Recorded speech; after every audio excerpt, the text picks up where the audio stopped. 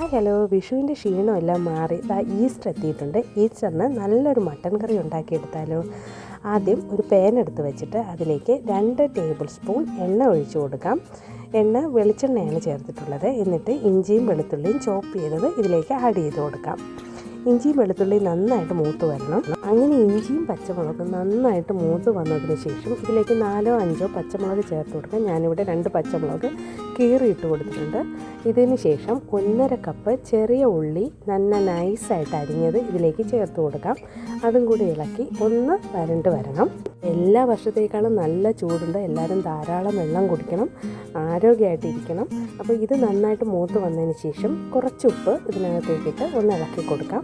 ആ ഉപ്പിന് കിടന്ന് നമ്മുടെ ചെറിയ ഉള്ളി നന്നായിട്ട് ഒന്ന് ഗ്ലാസ് പരുവമാകുമ്പോഴത്തേക്കും നമുക്കതിലേക്ക് സവാള ചേർത്ത് കൊടുക്കാം. സവാളയും ചെറുതായിട്ട് നീളത്തിനരിഞ്ഞതാണ്. സവാളയും ചെറിയ ഉള്ളിയും ചേർക്കുമ്പോഴാണ് ഇതിൻ്റെ ആ ഒരു ടേസ്റ്റ് കിട്ടുന്നത്. അല്ലെങ്കിലും മട്ടൻ കറി ആയാലും ചിക്കൻ കറി ആയാലും ചെറിയ ഉള്ളി ചേർത്ത് അതിന് പ്രത്യേക ടേസ്റ്റാണ്. ഇതിലേക്ക് 2 തണ്ട് കറിവേപ്പിലയും കൂടെ ഇട്ട് കൊടുത്ത് ഇളക്കി യോജിപ്പിച്ച് കൊടുക്കാം. അതിനുശേഷം ആവശ്യത്തിന് ഒരു 2 തക്കാളി ഞാൻ ചെറുതായിട്ട് ക്യൂബായിട്ട് അരിഞ്ഞെടുത്തിട്ടുണ്ട്. അതും കൂടെ ചേർത്ത് ഇളക്കി കൊടുക്കാം. തക്കാളി നന്നായിട്ട് ഈ എണ്ണയിലൊക്കെ കിടന്ന് ഒന്ന് അലിഞ്ഞ് വന്നതിന് ശേഷം നമുക്കിതിനകത്തേക്ക് പൊടികൾ ചേർത്ത് കൊടുക്കാമേ. 1 കിലോ മട്ടൻ ഞാനിവിടെ കഴുകി വൃത്തിയാക്കി വെച്ചിട്ടുണ്ട്. ഇതിലേക്ക് നേരത്തെ നമുക്ക് പൊടികൾ ചേർത്ത് കൊടുക്കാം. 1.5 സ്പൂൺ മുളക് പൊടി ചേർത്ത് കൊടുക്കണം. കാശ്മീരി ചില്ലി പൗഡറാണ് എടുത്തിട്ടുള്ളത്. ഇതിലേക്ക് 3 സ്പൂൺ മല്ലിപ്പൊടി ചേർത്ത് കൊടുക്കണം. 1/2 സ്പൂൺ മഞ്ഞൾപ്പൊടിയും ഗരം മസാലയാണ് ഞാനിതിൽ ആഡ് ചെയ്തിരിക്കുന്നത്. നമ്മൾ വീട്ടിൽ തന്നെ തയ്യാറാക്കി ഗരം മസാലയാണ്. എന്നിട്ട് നന്നായിട്ട് ഇളക്കി ഇതിൻ്റെ പച്ചമണം പോകുന്നത് വരെ ഒന്ന് ഇളക്കി യോജിപ്പിച്ച് കൊടുക്കാം. ഇപ്പോൾ ഈ മസാലയും ഈ ഉള്ളിയും എല്ലാം കൂടെ നന്നായിട്ട് പിടിച്ച് വന്നിട്ടുണ്ട്.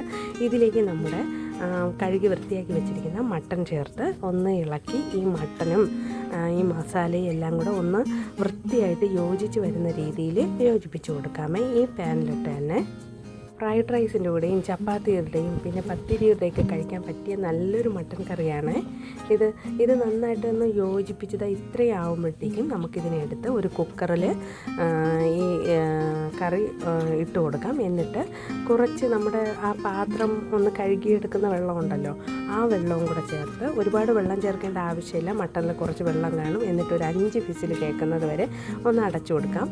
ആദ്യത്തെ വിസിൽ ആദ്യം ഹൈ സ്പീഡിൽ വെച്ചിട്ട് പിന്നെ ലോ സ്പീഡിൽ വെച്ചിട്ട് വേണം ബാക്കി 4 വിസിലും കേൾപ്പിക്കാൻ. എന്നിട്ട് വേറൊരു പാത്രം എടുത്ത് അതിലേക്ക് കുറച്ച് തേങ്ങ കഷ്ണങ്ങളാക്കി എടുത്തത് ഒന്ന് ഇട്ട് കൊടുത്ത് ഒന്ന് മൂപ്പിച്ചെടുക്കാം. എനിക്ക് ഈ ചിക്കനിലും മട്ടനിലൊക്കെ കിടക്കുന്ന ഈ തേങ്ങ കടിക്കാൻ ഭയങ്കര ഇഷ്ടമാണ്. അപ്പോൾ ഇത്തിരി കൂടുതൽ വേണമെങ്കിൽ ചേർത്ത് കൊടുക്കാം. എന്നിട്ട് സവാള ഇട്ട് ഇതൊന്നും കൂടെ ഒന്ന് മൂപ്പിച്ചെടുക്കാം. റോസ്റ്റ് ചെയ്യുമ്പോൾ ഇതിനൊരു പ്രത്യേക ടേസ്റ്റാണ്. നമ്മുടെ മട്ടനേക്കാളും ടേസ്റ്റ് ഈ തേങ്ങാ കഷ്ണത്തിന് കിട്ടും. അതുകൊണ്ട് തന്നെ എനിക്ക് ഭയങ്കര ഇഷ്ടമാണിത്. എന്നിട്ട് നമ്മൾ നേരത്തെ ചെയ്ത് കുക്കറിൽ വെച്ചിരിക്കുന്ന ആ മട്ടനും കൂടി ഇതിനകത്തേക്ക് ചേർത്ത് നന്നായിട്ട് ഒരു ചെറിയ തീയിൽ വെച്ച് ഇതൊന്ന് പുരട്ടിയെടുക്കണം. പുരട്ടിയെടുക്കുമ്പോൾ ഇതിൻ്റെ ഒരു ടേസ്റ്റ് തന്നെ ഒന്ന് മാറിപ്പോവും. ഇത് തന്നെ നമുക്ക് ഈ കറി ഇതേ മെത്തേഡിൽ ചെയ്തിട്ട് നമുക്ക് ദം ചെയ്ത് ബിരിയാണിയുടെ ചെയ്തെടുക്കാൻ പറ്റും. എന്നിട്ട് ഒരു 1/4 ടീസ്പൂൺ കുരുമുളക് പൊടി, ആവശ്യത്തിനുള്ള കുരുമുളക് പൊടിയും കൂടെ ചേർത്ത് നന്നായിട്ട് ഇത് ചെറിയ തീയിൽ കിടന്നൊന്ന് വെന്ത് വരണം. വിറകടുപ്പിലാണ് ഇത് വറ്റിച്ചെടുക്കുന്നതെങ്കിൽ ഒരു പ്രത്യേക ടേസ്റ്റ് ആയിരിക്കും. ആ വിറകടുപ്പിൻ്റെ ആ ഒരു ഫ്ലേവറും കൂടെ ഇറങ്ങി വരും.